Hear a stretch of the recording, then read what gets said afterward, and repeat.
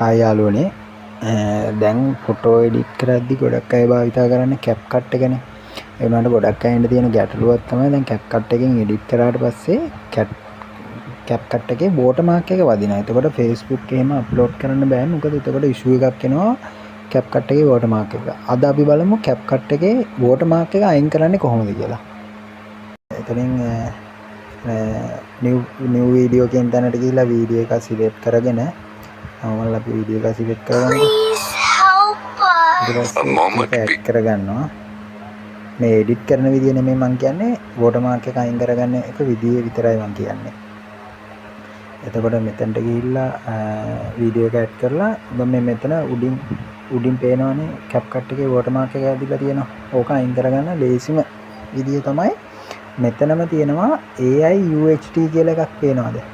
අන්න ඒකට ගිහිල්ලා ඒක ක්ලික් කරාට පස්සේ ඒකේ තියෙනවා මේ ඔය ෆීචර්ස් ඒ වගේකුත් එක්කම එතකොට මේ මෙතන තියෙනවා යටම watermark කියලා.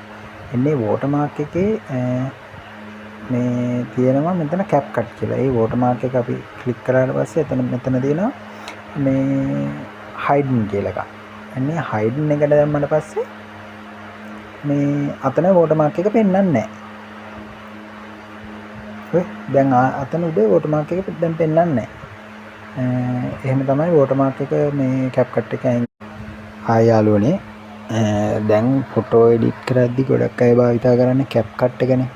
ඒ වුණාට ගොඩක් අයින්ට තියෙන ගැටලුවක් තමයි දැන් CapCut එකෙන් එඩිට් කරාට පස්සේ CapCut එකේ watermark එක වදිනවා. එතකොට Facebook එහෙම අප්ලෝඩ් කරන්න බෑ. මොකද එතකොට issue එකක් එනවා CapCut එකේ watermark එක. අද අපි බලමු CapCut එකේ watermark එක අයින් කරන්නේ කොහොමද කියලා. එතනින් new video කියන තැනට ගිහිල්ලා වීඩියෝ එක සිලෙක්ට් කරගෙන මම අපි වීඩියෝ එක සිලෙක්ට් කරගන්නවා. ඊට පස්සේ කරගන්නවා. මේ එඩිට් කරන විදිය නෙමෙයි මම කියන්නේ watermark එක අයින් කරගන්න එක විදිය විතරයි මම කියන්නේ. එතකොට මෙතනට ගිහිල්ලා වීඩියෝ එක ඇඩ් කරලා මම මෙතන උඩින් පේනවනේ CapCut එකේ watermark එක ඇදලා තියෙනවා. ඕක අයින් කරගන්න ලේසිම විදිය තමයි මෙතනම තියෙනවා AI UHD කියලා එකක් පේනවාද? අන්න ඒකට ගිහිල්ලා ඒක ක්ලික් කරාට පස්සේ ඒකේ තියෙනවා මේ ඔය ෆීචර්ස් ඒ වගේකුත් එක්කම එතකොට මේ මෙතන තියෙනවා යටම watermark කියලා.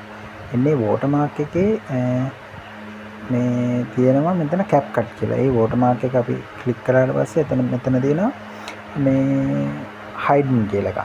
එන්නේ hidden එකට දැම්මම පස්සේ මේ